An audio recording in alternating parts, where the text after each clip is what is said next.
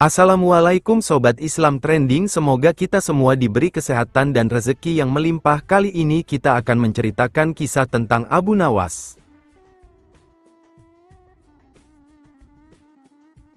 Panah pembawa rezeki Abu Nawas memang cerdik, meskipun tak mempunyai kemampuan untuk melaksanakan titah sang raja, namun dia selalu berhasil melaksanakan tugasnya. Dan hadiah selalu menanti. Sungguh rezeki yang tak disangka. Suatu ketika Abu Nawas diundang oleh Raja Harun ar-Rasyid untuk makan bersama, maka berangkatlah para pengawal kerajaan untuk menjemput Abu Nawas di rumahnya. Tak berapa lama kemudian Abu Nawas telah sampai di istana dengan pakaian sederhana saja.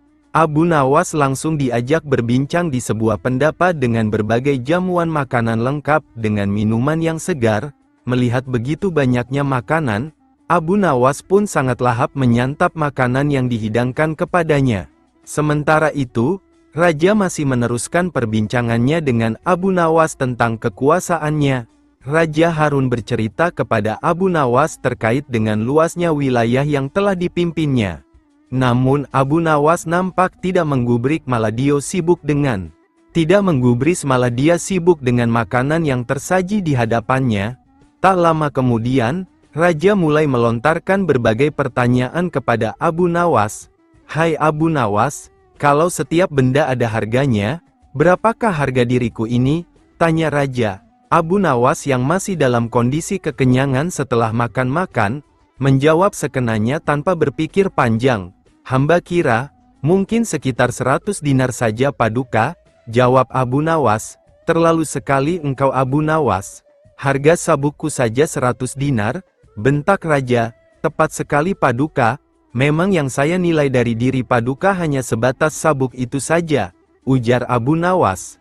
Karena merasa tak ingin dipermalukan oleh Abu Nawas karena kecerdikannya, kali ini Raja tidak mau lagi mengambil resiko dengan beradu pendapat lagi. Oleh karena itu, Abu Nawas diajak menuju ke tengah-tengah prajuritnya yang merupakan ahli bela diri dan ketangkasan. "Ayo Abu Nawas, di hadapan para prajuritku, tunjukkanlah kemampuan memanahmu. Panahlah sekali ini saja. Kalau panahmu dapat mengenai sasaran, hadiah akan menantimu. Tapi kalau gagal, engkau akan aku penjara," kata Raja. Abu Nawas pun bergegas mengambil busur dan anak panah.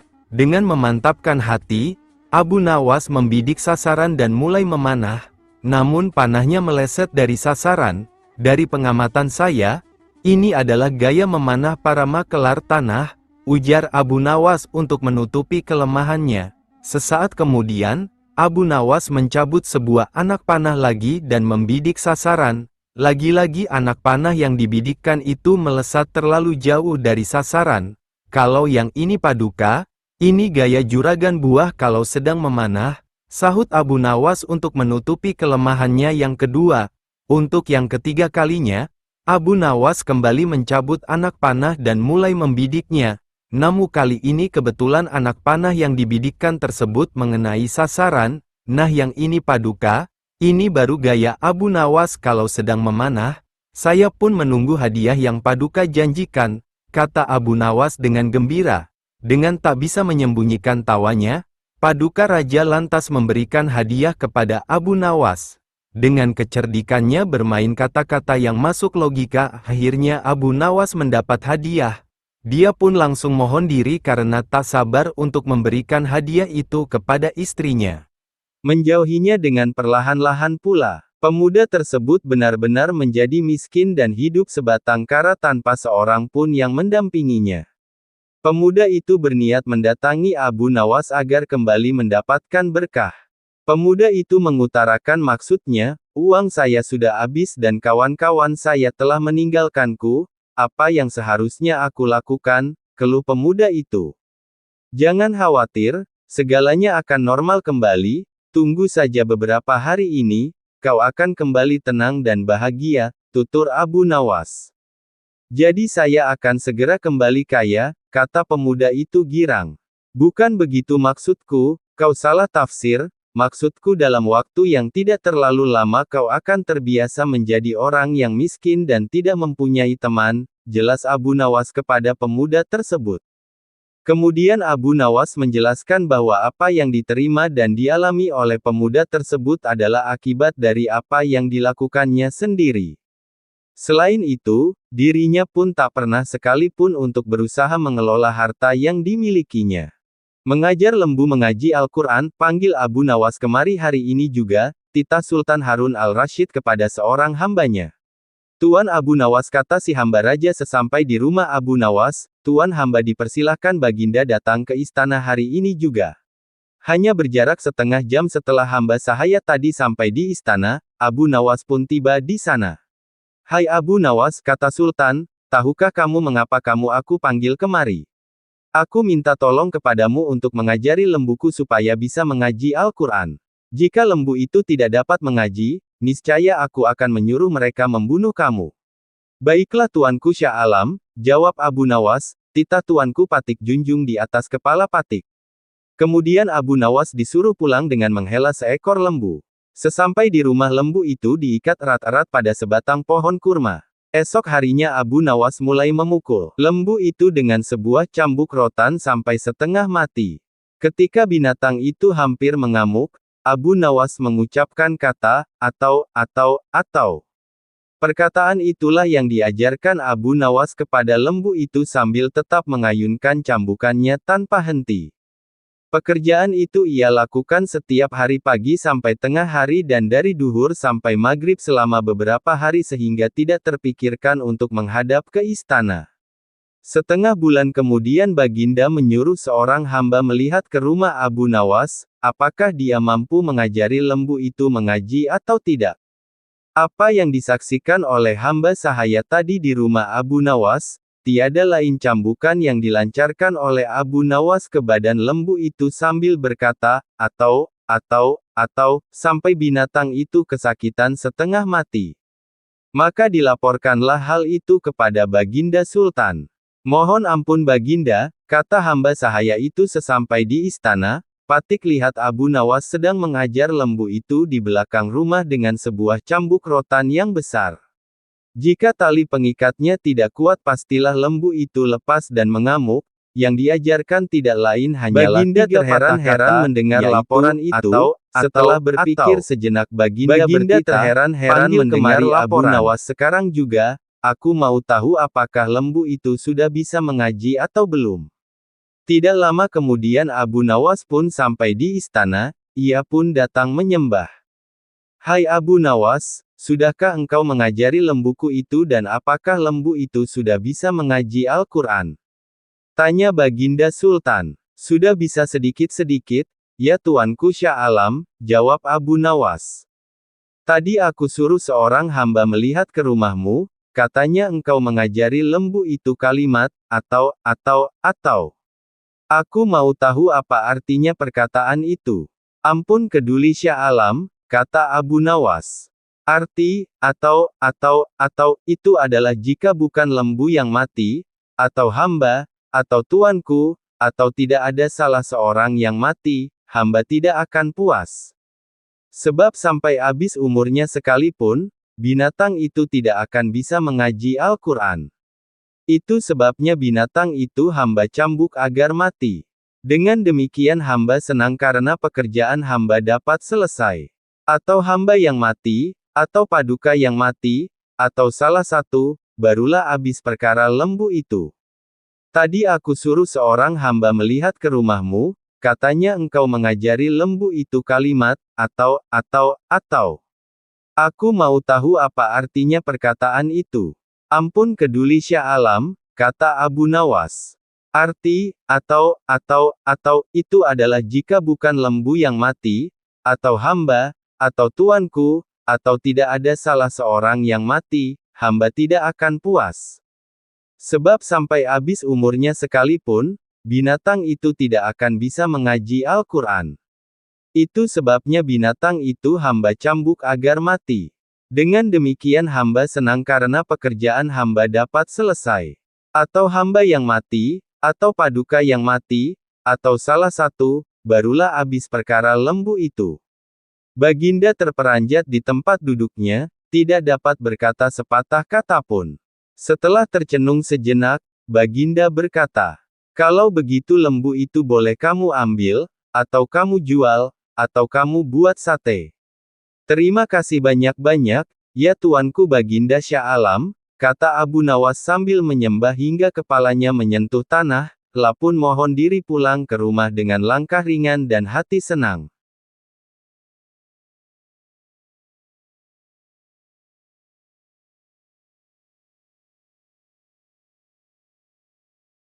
Bohongi prajurit kerajaan, Abu Nawas ditangkap dan diborgol pada suatu pagi hari. Abu Nawas sedang duduk-duduk bersantai di teras rumahnya. Beberapa saat kemudian, datanglah beberapa prajurit. Pak Tua, di manakah aku bisa menemukan tempat untuk bersenang-senang di daerah sekitar sini? Tanya seorang prajurit yang ternyata komandan prajurit. Kalau tidak salah di sebelah sana, jawab Abu Nawas malas-malasan. Di manakah tempat itu? Tanya prajurit lainnya dengan sifat yang tidak menghargai. Pergilah ke arah sana, lurus tanpa belok-belok, maka kalian akan menjumpai tempat untuk bersenang-senang, jawab Abu Nawas. Rombongan tentara kerajaan itu akhirnya pergi juga menuju tempat yang sudah ditunjukkan oleh Abu Nawas. Setelah beberapa saat, kagetlah mereka semua karena tempat yang mereka cari tidak ditemukan, kecuali hanya sebuah komplek kuburan yang sangat luas. Dan tentu saja hal ini membuat para prajurit berang karena merasa telah ditipu oleh Abu Nawas. Mereka pun kembali lagi ke tempat Abu Nawas. Wahai Pak Tua, keluarlah engkau. Kenapa engkau berani sekali membohongi kami? Tanya sang komandan yang tidak tahu kalau yang diajak bicara itu sebenarnya adalah Abu Nawas, si penasehat kerajaan. Siapakah engkau ini? Berani sekali membohongi kami. Tanya salah seorang prajurit. Aku adalah Abdi, jawab Abu Nawas, terkesan asal bicara. Komandan dan para prajurit merasa geram dan marah. Prajurit, tangkap dia. Perintah komandan kepada anak buahnya. Engkau akan aku bawa ke panglima kami, kata komandan kepada Abu Nawas. Rupanya Abu Nawas dihadapkan ke panglima kerajaan. Wahai Panglima, kami telah menangkap seorang pembohong yang berani membohongi pasukan kerajaan, kata komandan melaporkan. Panglima bersikap biasa saja. Bahkan, dia memerintahkan kepada prajurit untuk melepaskan borgol di tangan Abu Nawas. Komandan dan para prajurit terkejut dan apakah yang dilakukan Abu Nawas untuk mengelabui penjaga perbatasan ya? Berikut kisahnya. Setiap orang di negeri Irak mulai dari anak-anak hingga dewasa mengenal si Abu Nawas. Seperti kali ini, seisi desa merasa keheranan karena Abu Nawas tampak setiap minggunya melakukan perjalanan dari desanya ke desa tetangga yang sudah masuk dalam wilayah kerajaan negara lain.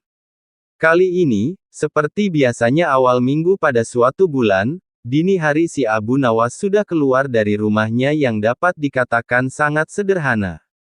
Di samping rumah sederhana tersebut terdapat kandang kuda yang penghuninya kerap kali berganti.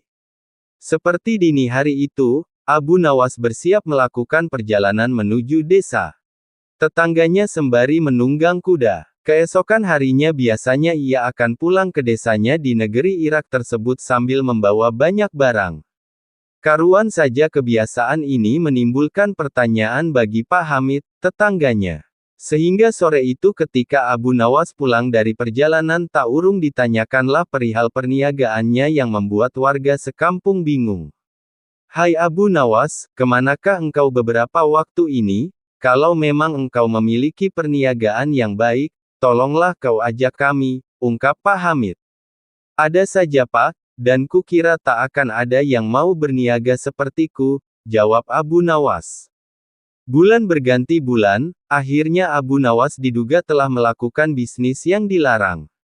Bulan berikutnya kembali Abu Nawas berniat melakukan perniagaannya dan dia harus melalui pintu perbatasan. Si Fulan, petugas penjaga pintu perbatasan memeriksa seluruh barang bawaannya. Namun tidak ada satupun barang yang mencurigakan. Hanya ada bekal dan beberapa keping uang. Keesokan harinya kembali si Fulan berjumpa Abu Nawas di perbatasan, Kali ini Abu Nawas membawa banyak barang yang semua lengkap dengan dokumen yang diperlukan. Fulan tidak dapat membuktikan perihal dugaan bisnis terlarang Abu Nawas. Bahkan karena seringnya perjumpaan tersebut, hubungan keduanya menjadi akrab sampai akhirnya si Fulan dipindahkan dari tempat kerjanya. Suatu waktu bertemulah dua orang yang telah lama tidak jumpa di suatu kesempatan yang tidak terduga. Si Fulan bukan lagi seorang penjaga pintu perbatasan dan dirinya sudah lama pensiun dari pekerjaan itu. Abu Nawas pun sekarang sudah dikenal sebagai saudagar dermawan yang berhasil. Pertemuan itu dilanjutkan dengan jamuan makan oleh Abu Nawas.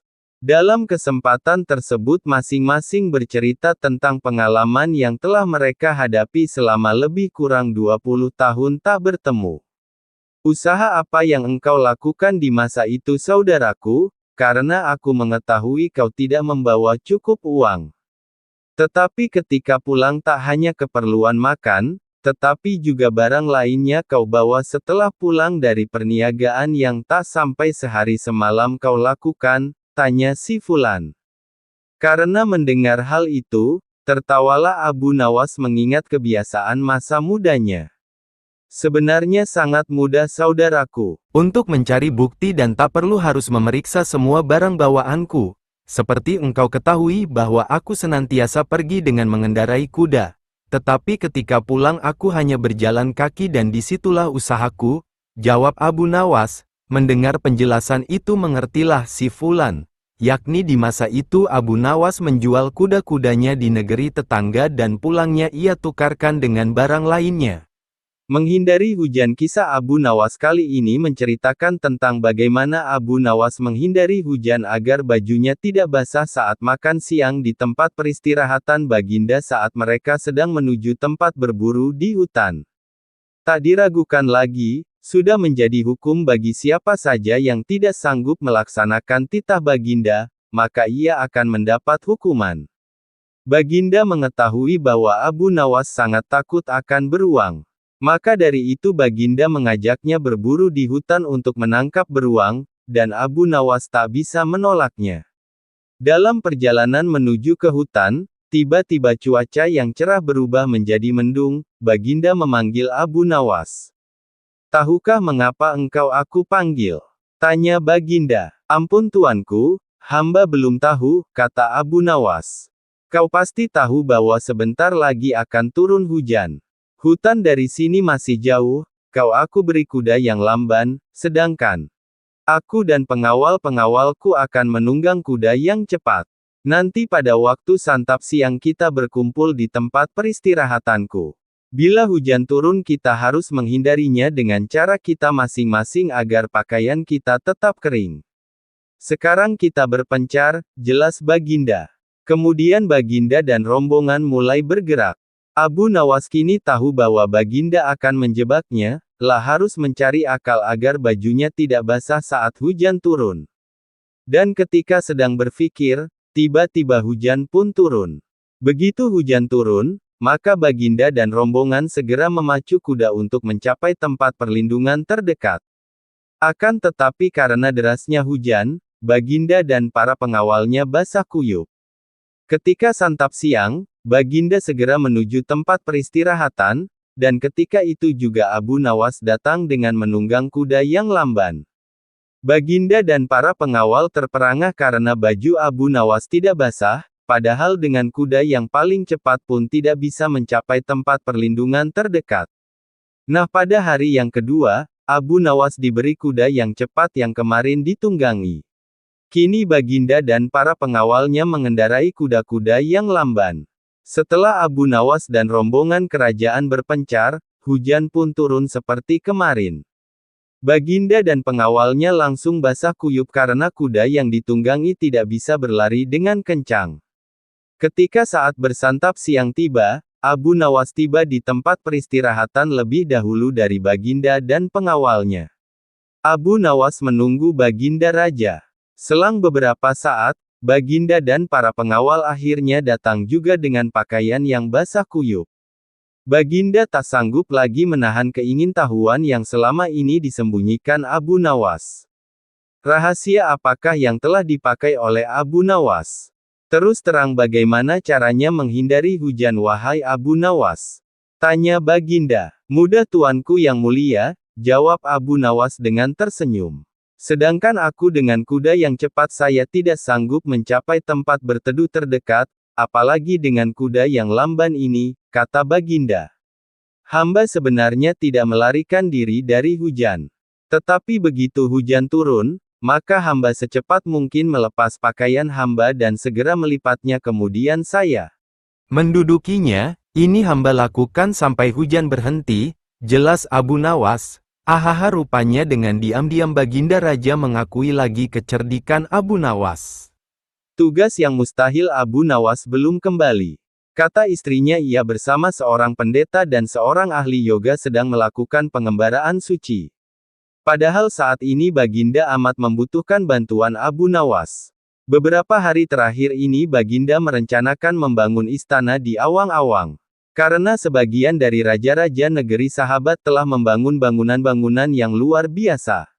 Baginda tidak ingin menunggu Abu Nawas ibih lama lagi. Beliau mengutus beberapa orang kepercayaannya untuk mencari Abu Nawas. Mereka tidak berhasil menemukan Abu Nawas karena Abu Nawas ternyata sudah berada di rumah ketika mereka baru berangkat. Abu Nawas menghadap Baginda Raja Harun al-Rashid. Baginda amat riang. Saking gembiranya beliau mengajak Abu Nawas bergurau.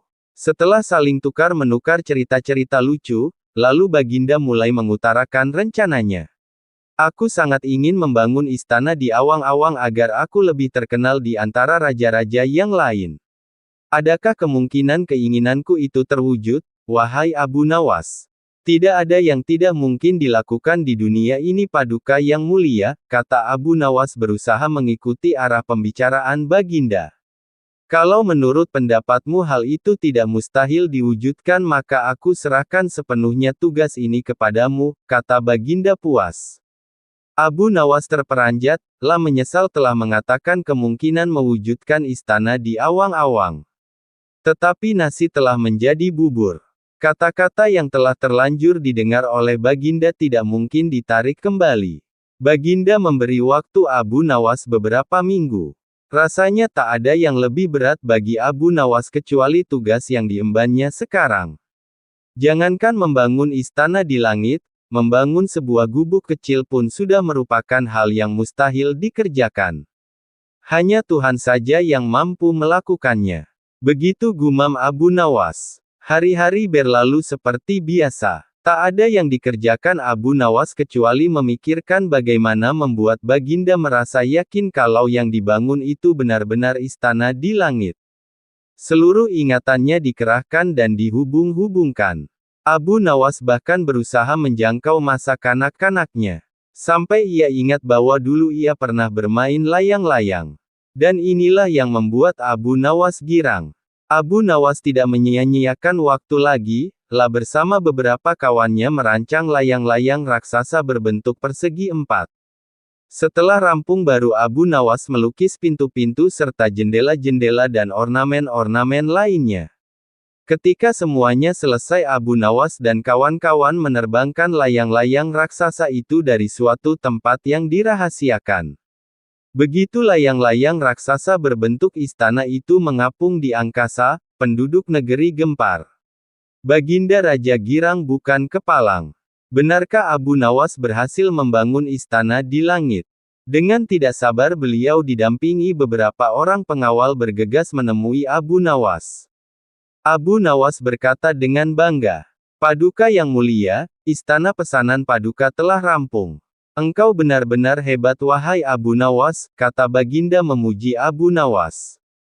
Terima kasih Baginda yang mulia, kata Abu Nawas, lalu bagaimana caranya aku ke sana? Tanya Baginda. Dengan tambang, Paduka yang mulia, kata Abu Nawas. Kalau begitu siapkan tambang itu sekarang. Aku ingin segera melihat istanaku dari dekat, kata Baginda tidak sabar. Maafkan hamba Paduka yang mulia. Hamba kemarin lupa memasang tambang itu. Sehingga seorang kawan hamba tertinggal di sana dan tidak bisa turun, kata Abu Nawas. Bagaimana dengan engkau sendiri Abu Nawas? Dengan apa engkau turun ke bumi? Tanya Baginda. Dengan menggunakan sayap paduka yang mulia, kata Abu Nawas dengan bangga. Kalau begitu buatkan aku sayap supaya aku bisa terbang ke sana, kata Baginda. Paduka yang mulia, sayap itu hanya bisa diciptakan dalam mimpi, kata Abu Nawas menjelaskan. Engkau berani mengatakan aku gila sepertimu?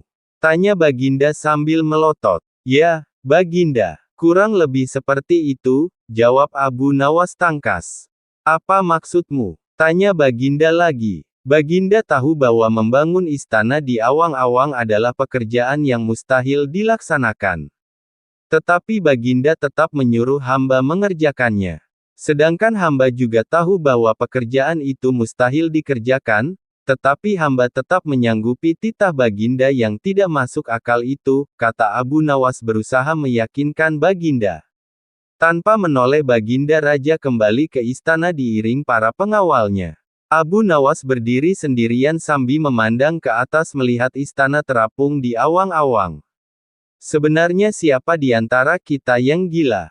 Tanya Baginda mulai jengkel. Hamba kira kita berdua sama-sama tidak waras tuanku, jawab Abu Nawas tanpa ragu. Abu Nawas lapang dada kendati dihina dan dicaci sesama penyair Al-Kisah, salah seorang penyair dengan terang-terangan mencaci, mengejek, dan menghina Abu Nawas. Tentu ia melakukannya tidak di hadapan Abu Nawas secara langsung. Dalam kisah ini nama penyair ini tidak disebutkan. Namun, peristiwa itu pun akhirnya sampai juga di telinga Abu Nawas. Abu Nawas biasa saja, sepertinya ia telah menyusun rencana yang matang. Singkat cerita, suatu hari digelarlah suatu perayaan. Perayaan ini dihadiri oleh para tokoh, pemuka kerajaan, dan juga para penyair sekaligus sastrawan. Akhirnya, di perayaan itu bertemulah keduanya, Abu Nawas dan penyair yang mengejeknya. Kini Abu Nawas membuka pembicaraan, "Wahai saudaraku, apa kau kira cacianmu dan hinaanmu itu merugikanku? Apa kau kira namaku akan redup? Apa kau kira anakku mati mendengar cacianmu?" Serga Abu Nawas bertanya. "Tidak," jawab si penyair singkat. "Tidak," jawab si penyair singkat. "Apa rumahku hancur mendengar cacianmu?" Serga Abu Nawas lagi. "Tidak," jawab si penyair singkat. "Kalau begitu, selagi kakiku masih menopang badanku, cacianmu tak dapat mengubah apapun dalam hidupku, sampai kapanpun," tegas Abu Nawas. Kini penyair itu mulai tersulut dengan perkataan Abu Nawas. "Wah, sombong sekali kau Abu Nawas, kau mau apa?" ucap si penyair kesal. "Aku hanya mau melihat apa yang kau bisa lakukan di hadapanku setelah ini," ucap Abu Nawas dengan santai. Orang-orang yang hadir dalam perayaan itu pun lantas tertawa mendengar pernyataan terakhir Abu Nawas. Si penyair itu pun mentalnya mulai sempoyongan, lidahnya sepertinya tercekat. Tawa orang-orang pun membuat kekalahannya semakin telak di hadapan Abu Nawas. Abu Nawas memang debitur yang cerdik, tuan tanah kena tipu pada sore itu Abu Nawas duduk di beranda depan gubuknya. Sambil memandang langit biru yang mulai nampak senja, Abu Nawas berpikir bagaimana agar dapur rumahnya agar tetap mengepul. Sementara itu tak jauh dari rumahnya ada seorang tuan tanah yang sudah pasti kaya. Rumahnya besar mentereng dengan seperangkat gudang makanan, lahan peternakan dan kamar-kamar mewah. Hampir setiap orang yang berada di daerah itu bekerja dengan tuan tanah itu. Sayang tuan tanah itu pelitnya nauzubillah. Jika meminjamkan uang, maka dia memasang bunga selangit. Maklum, tuan tanah ini juga rentenir yang selalu mencari mangsa. Abu Nawas dikenal sebagai tokoh yang tak sungkan-sungkan memberi lebihan jika meminjam duit kepada orang. Hanya saja, dia tidak pernah mau berurusan dengan tuan tanah itu. Tiap memberi lebihan, Abu Nawas selalu bilang, duitnya beranak.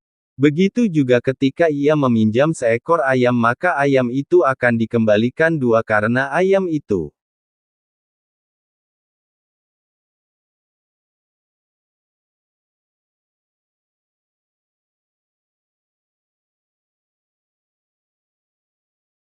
Mendudukinya, ini hamba lakukan sampai hujan berhenti, jelas Abu Nawas. Ahaha, rupanya dengan diam-diam Baginda Raja mengakui lagi kecerdikan Abu Nawas. Panah pembawa rezeki Abu Nawas memang cerdik, meskipun tak mempunyai kemampuan untuk melaksanakan titah sang raja, namun dia selalu berhasil melaksanakan tugasnya. Dan hadiah selalu menanti, sungguh rezeki yang tak disangka. Suatu ketika Abu Nawas diundang oleh Raja Harun ar-Rasyid untuk makan bersama, maka berangkatlah para pengawal kerajaan untuk menjemput Abu Nawas di rumahnya. Tak berapa lama kemudian Abu Nawas telah sampai di istana dengan pakaian sederhana saja. Abu Nawas langsung diajak berbincang di sebuah pendapa dengan berbagai jamuan makanan lengkap dengan minuman yang segar. Melihat begitu banyaknya makanan, Abu Nawas pun sangat lahap menyantap makanan yang dihidangkan kepadanya. Sementara itu, Raja masih meneruskan perbincangannya dengan Abu Nawas tentang kekuasaannya. Raja Harun bercerita kepada Abu Nawas terkait dengan luasnya wilayah yang telah dipimpinnya. Namun Abu Nawas nampak tidak menggubris, malah dia sibuk dengan makanan yang tersaji di hadapannya. Tak lama kemudian, Raja mulai melontarkan berbagai pertanyaan kepada Abu Nawas. Hai Abu Nawas, kalau setiap benda ada harganya, berapakah harga diriku ini? Tanya Raja. Abu Nawas yang masih dalam kondisi kekenyangan setelah makan-makan, menjawab sekenanya tanpa berpikir panjang. Hamba kira, mungkin sekitar 100 dinar saja Paduka, jawab Abu Nawas. Terlalu sekali engkau Abu Nawas. Harga sabukku saja 100 dinar, bentak Raja. Tepat sekali Paduka, memang yang saya nilai dari diri Paduka hanya sebatas sabuk itu saja, ujar Abu Nawas. Karena merasa tak ingin dipermalukan oleh Abu Nawas karena kecerdikannya, kali ini Raja tidak mau lagi mengambil resiko dengan beradu pendapat lagi. Oleh karena itu, Abu Nawas diajak menuju ke tengah-tengah prajuritnya yang merupakan ahli bela diri dan ketangkasan. Ayo Abu Nawas, di hadapan para prajuritku, tunjukkanlah kemampuan memanahmu, panahlah sekali ini saja. Kalau panahmu dapat mengenai sasaran, hadiah akan menantimu. Tapi kalau gagal, engkau akan aku penjara, kata Raja. Abu Nawas pun bergegas mengambil busur dan anak panah. Dengan memantapkan hati, Abu Nawas membidik sasaran dan mulai memanah.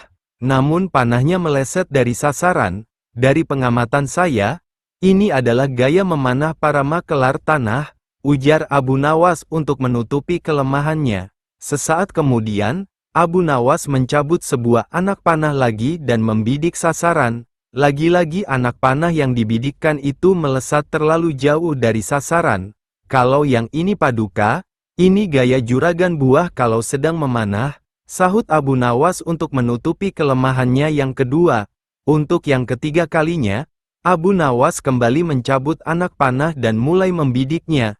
Namun kali ini kebetulan anak panah yang dibidikkan tersebut mengenai sasaran. Nah yang ini Paduka, ini baru gaya Abu Nawas kalau sedang memanah. Saya pun menunggu hadiah yang Paduka janjikan, kata Abu Nawas dengan gembira. Dengan tak bisa menyembunyikan tawanya, Paduka Raja lantas memberikan hadiah kepada Abu Nawas. Dengan kecerdikannya bermain kata-kata yang masuk logika, akhirnya Abu Nawas mendapat hadiah. Dia pun langsung mohon diri karena tak sabar untuk memberikan hadiah itu kepada istrinya. Menasehati hartawan zalim. Salah seorang pemuda menjadi kaya karena warisan dari orang tuanya. Kehidupannya drastis menjadi orang kaya dan hampir semua orang ingin berkawan dengannya. Berita akan kekayaan si pemuda ini cepat tersebar hingga ke pelosok desa, dan masyarakat kagum akan megahnya rumah yang dia bangun, ya karena memang tampak berbeda dengan rumah lainnya. Entahlah apa yang ada di hati si pemuda ini, hampir setiap hari dia mengadakan pesta di rumahnya. Karena dibujuk oleh beberapa teman agar menyajikan pesta yang lebih meriah dari hari ke hari, lama-kelamaan kekayaannya pun mulai menipis karena untuk pesta meriah yang diadakannya sendiri. Benar saja, hanya dalam waktu yang singkat, Uang yang dimiliki pemuda tersebut telah habis, bahkan dirinya tak mampu lagi memberi gaji kepada pembantunya sendiri. Efeknya lagi, kawan-kawan mulai menjauhinya dengan perlahan-lahan pula. Pemuda tersebut benar-benar menjadi miskin dan hidup sebatang kara tanpa mendampinginya. Menjauhinya dengan perlahan-lahan pula. Pemuda tersebut benar-benar menjadi miskin dan hidup sebatang kara tanpa seorang pun yang mendampinginya. Pemuda itu berniat mendatangi Abu Nawas agar kembali mendapatkan berkah. Pemuda itu mengutarakan maksudnya, uang saya sudah habis dan kawan-kawan saya telah meninggalkanku, apa yang seharusnya aku lakukan, keluh pemuda itu. Jangan khawatir, segalanya akan normal kembali, tunggu saja beberapa hari ini, kau akan kembali tenang dan bahagia, tutur Abu Nawas. Jadi saya akan segera kembali kaya, kata pemuda itu girang. Bukan begitu maksudku, kau salah tafsir, maksudku dalam waktu yang tidak terlalu lama kau akan terbiasa menjadi orang yang miskin dan tidak mempunyai teman, jelas Abu Nawas kepada pemuda tersebut. Kemudian Abu Nawas menjelaskan bahwa apa yang diterima dan dialami oleh pemuda tersebut adalah akibat dari apa yang dilakukannya sendiri. Selain itu, dirinya pun tak pernah sekalipun untuk berusaha mengelola harta yang dimilikinya. Mengajar lembu mengaji Al-Quran, panggil Abu Nawas kemari hari ini juga, titah Sultan Harun al-Rasyid kepada seorang hambanya. Tuan Abu Nawas, kata si hamba raja sesampai di rumah Abu Nawas, tuan hamba dipersilahkan Baginda datang ke istana hari ini juga. Hanya berjarak setengah jam setelah hamba sahaya tadi sampai di istana, Abu Nawas pun tiba di sana. Hai Abu Nawas, kata Sultan, tahukah kamu mengapa aku panggil kemari? Aku minta tolong kepadamu untuk mengajari lembuku supaya bisa mengaji Al-Quran. Jika lembu itu tidak dapat mengaji, niscaya aku akan menyuruh mereka membunuh kamu. Baiklah tuanku Syah Alam, jawab Abu Nawas, titah tuanku patik junjung di atas kepala patik. Kemudian Abu Nawas disuruh pulang dengan menghela seekor lembu. Sesampai di rumah lembu itu diikat erat-erat pada sebatang pohon kurma. Esok harinya Abu Nawas mulai memukul lembu itu dengan sebuah cambuk rotan sampai setengah mati. Ketika binatang itu hampir mengamuk, Abu Nawas mengucapkan kata, atau. Perkataan itulah yang diajarkan Abu Nawas kepada lembu itu sambil tetap mengayunkan cambukannya tanpa henti. Pekerjaan itu ia lakukan setiap hari pagi sampai tengah hari dan dari duhur sampai maghrib selama beberapa hari sehingga tidak terpikirkan untuk menghadap ke istana. Setengah bulan kemudian Baginda menyuruh seorang hamba melihat ke rumah Abu Nawas, apakah dia mampu mengajari lembu itu mengaji atau tidak. Apa yang disaksikan oleh hamba sahaya tadi di rumah Abu Nawas, tiada lain cambukan yang dilancarkan oleh Abu Nawas ke badan lembu itu sambil berkata, atau, sampai binatang itu kesakitan setengah mati. Maka dilaporkanlah hal itu kepada Baginda Sultan. Mohon ampun Baginda, kata hamba sahaya itu sesampai di istana, patik lihat Abu Nawas sedang mengajar lembu itu di belakang rumah dengan sebuah cambuk rotan yang besar. Jika tali pengikatnya tidak kuat pastilah lembu itu lepas dan mengamuk, yang diajarkan tidak lain hanyalah 3 patah kata, yaitu, atau. Baginda terheran-heran mendengar laporan. Baginda terheran-heran mendengar laporan itu, setelah berpikir sejenak Baginda bertitah, panggil kemari Abu Nawas sekarang juga, aku mau tahu apakah lembu itu sudah bisa mengaji atau belum. Tidak lama kemudian Abu Nawas pun sampai di istana, ia pun datang menyembah. Hai Abu Nawas, sudahkah engkau mengajari lembuku itu dan apakah lembu itu sudah bisa mengaji Al-Quran? Tanya Baginda Sultan. Sudah bisa sedikit-sedikit, ya tuanku Syah Alam, jawab Abu Nawas. Tadi aku suruh seorang hamba melihat ke rumahmu, katanya engkau mengajari lembu itu kalimat, atau. Aku mau tahu apa artinya perkataan itu. Ampun keduli Syah Alam, kata Abu Nawas.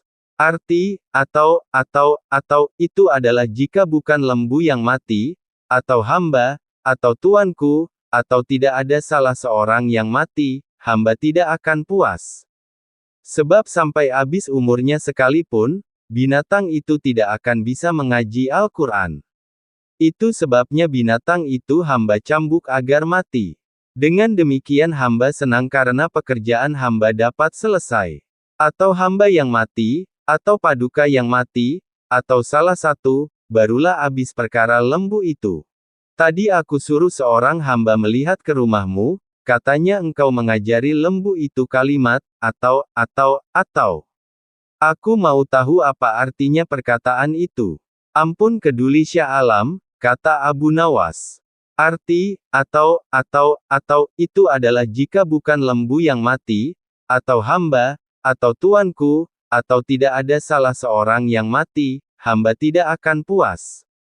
Sebab sampai habis umurnya sekalipun, binatang itu tidak akan bisa mengaji Al-Quran. Itu sebabnya binatang itu hamba cambuk agar mati. Dengan demikian hamba senang karena pekerjaan hamba dapat selesai.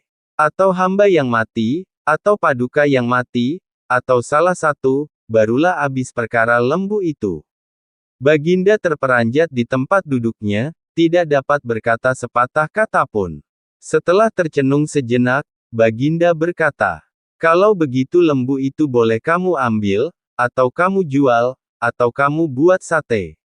"Terima kasih banyak-banyak, ya tuanku Baginda Syah Alam," kata Abu Nawas sambil menyembah hingga kepalanya menyentuh tanah, lapun mohon diri pulang ke rumah dengan langkah ringan dan hati senang.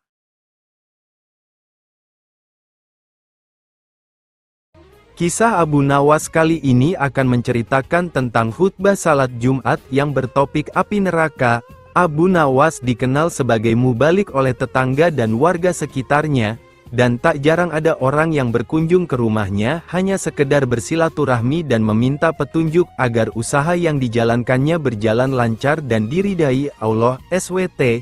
Namun satu hal pesan dari Abu Nawas ini, bahwa Abu Nawas tak bisa memberikan janji. Hanya saja dirinya mengingatkan agar selalu ingat kepada Allah SWT dengan jalan bersedekah. Hari Jumat telah tiba, Abu Nawas yang ditunjuk menjadi imam sekaligus khatib untuk memberikan ceramah pun bersiap berangkat ke masjid. Abu Nawas segera mandi dan berpakaian rapi. Setelah berpamitan dengan istrinya, Abu Nawas lalu melangkahkan kakinya menuju masjid. Tak lama kemudian, terdengar suara azan. Umat Islam khususnya laki-laki berbondong-bondong menuju masjid dan para warga sangat senang dan antusias sekali karena biasanya ceramah dari Abu Nawas ini sangat sesuai dengan situasi terkini. Namun belum lama Abu Nawas berkhutbah, dilihatnya banyak para jamaah banyak yang mengantuk, bahkan ada yang tertidur. Melihat hal itu, Abu Nawas berteriak, "Api, api, api," ujar Abu Nawas dengan keras. Kontan saja para jamaah terbangun kaget, menoleh kiri dan kanan mendengar teriakan Abu Nawas itu. Sebagian malah ada yang hanya saling pandang saja. "Di mana apinya? Di mana?" teriak jamaah.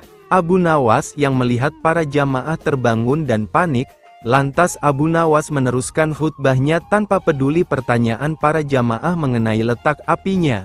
"Api yang dahsyat di neraka, bagi mereka yang lalai dalam beribadah," kata Abu Nawas dalam khutbahnya.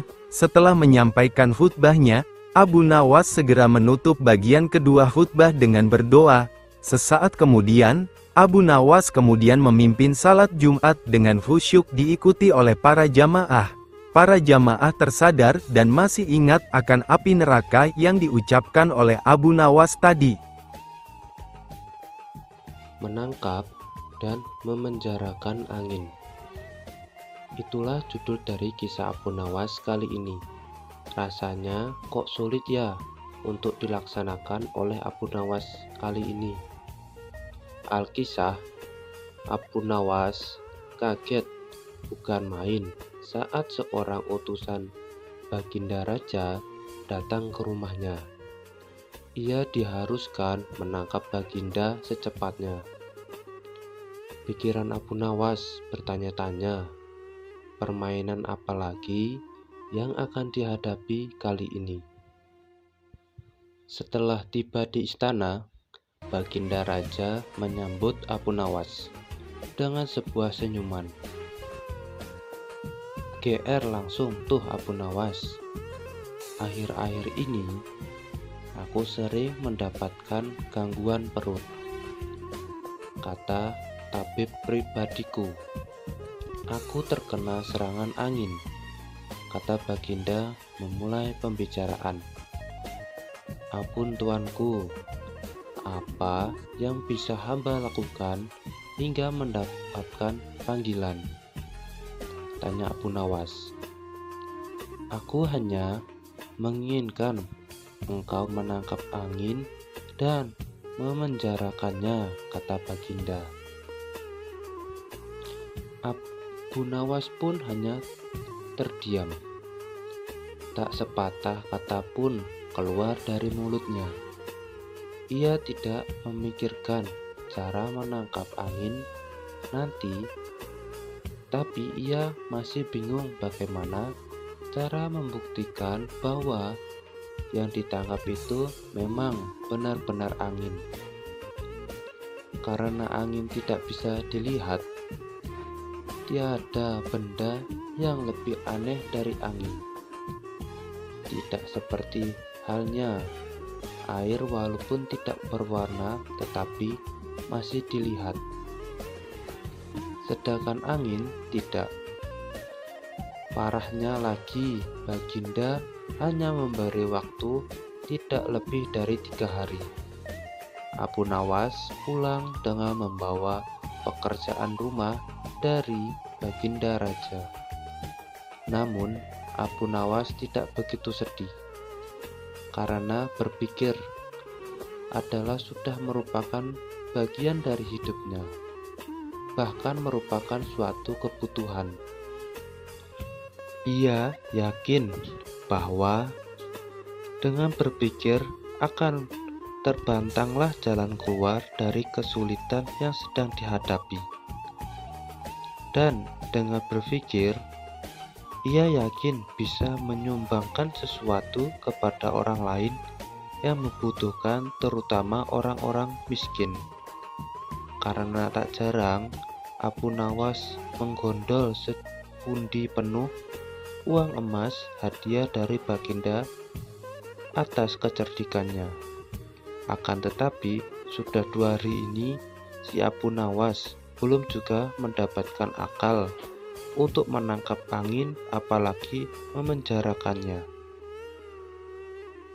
Sedangkan besok adalah hari terakhir yang telah ditetapkan oleh Baginda Raja. Abu Nawas hampir putus asa. Benar-benar tidak bisa tidur walaupun hanya sekejap. Mungkin sudah takdir. Kayaknya kali ini Abu Nawas harus menjalani hukuman karena gagal melaksanakan perintah Baginda.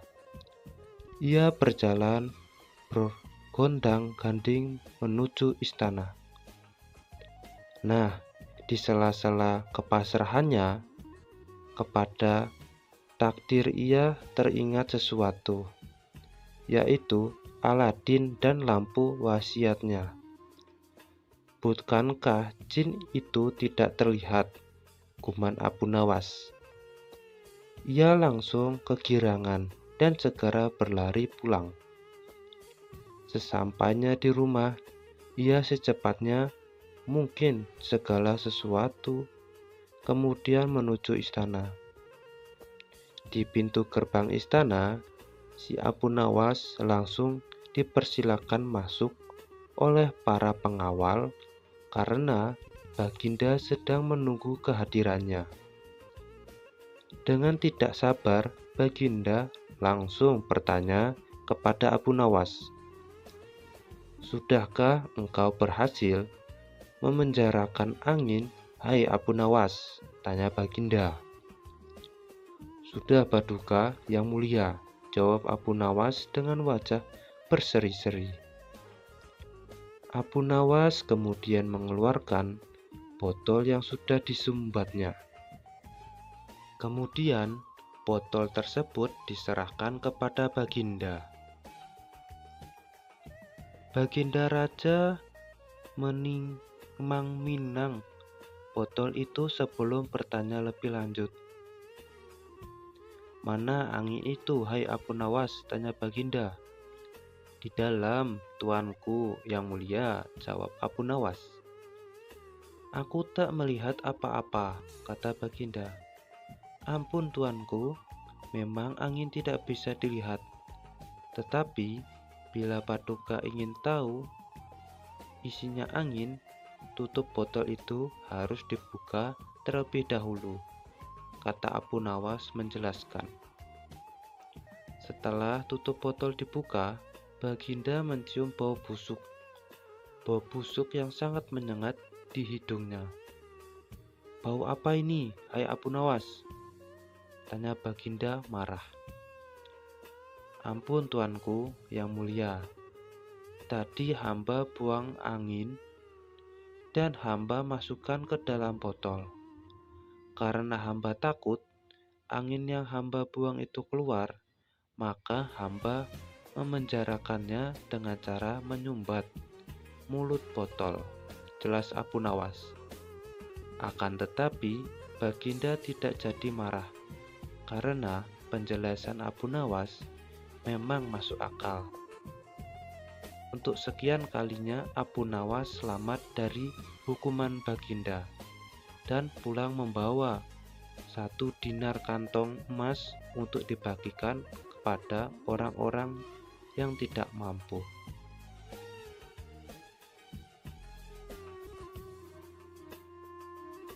Nah, pembawa rezeki.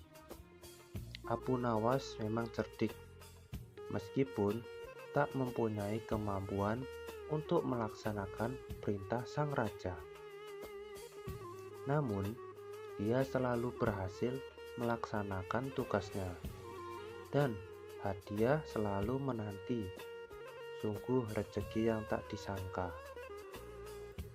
Suatu ketika, Apu Nawas diundang oleh Raja Harun ar-Rasyid untuk makan bersama. Maka berangkatlah para pengawal kerajaan untuk menjemput Apu Nawas di rumahnya. Tak berapa lama kemudian Apu Nawas telah sampai ke istana dengan pakaian sederhana saja. Apu Nawas langsung diajak berbincang di sebuah pendepa dengan berbagai jamuan makanan, lengkap dengan minuman yang segar. Melihat begitu banyak makanan, Apu Nawas pun sangat lahap menyantap makanan yang dihidangkan kepadanya. Sementara itu, Raja masih meneruskan pembicaraannya dengan Apu Nawas tentang kekuasaannya.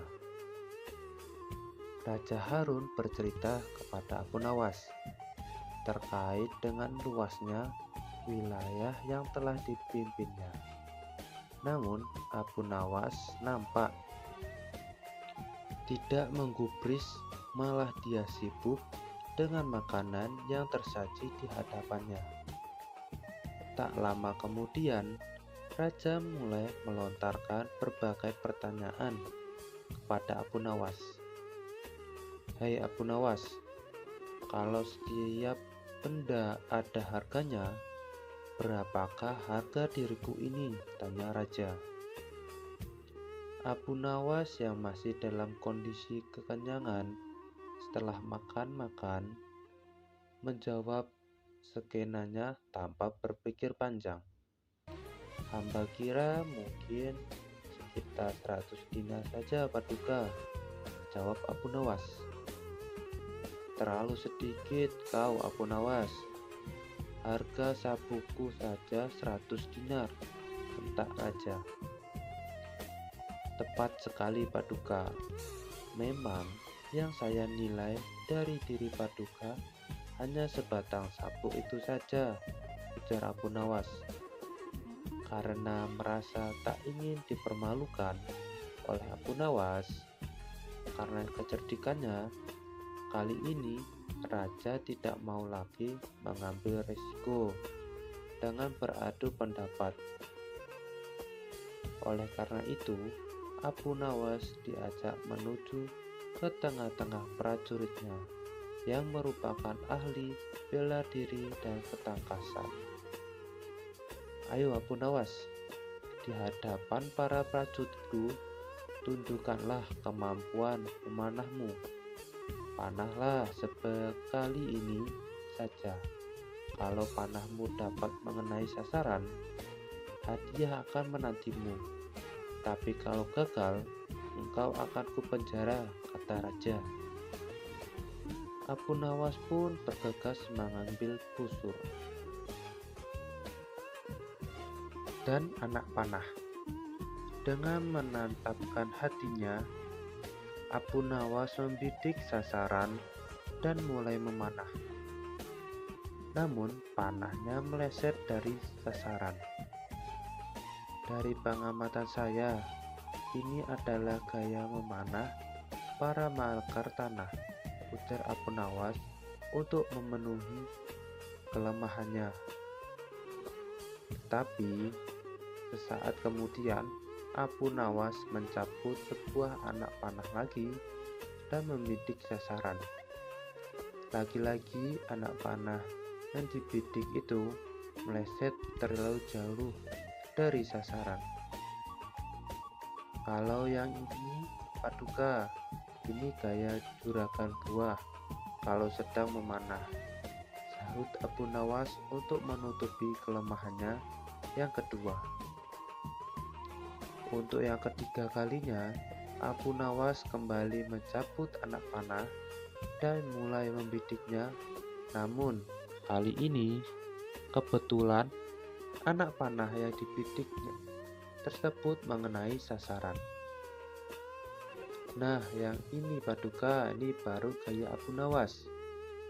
Kalau sedang memanah, saya pun menunggu hadiah Paduka yang dijanjikan, kata Abu Nawas dengan gembira. Dengan tak bisa membunyikan tawanya, Paduka Raja lantas memberikan hadiah kepada Abu Nawas. Dengan kecerdikannya, bermain mata-mata yang masuk logika, akhirnya Abu Nawas mendapatkan hadiah. Dia pun langsung mohon diri karena tak sabar untuk memberikan hadiah itu kepada istrinya.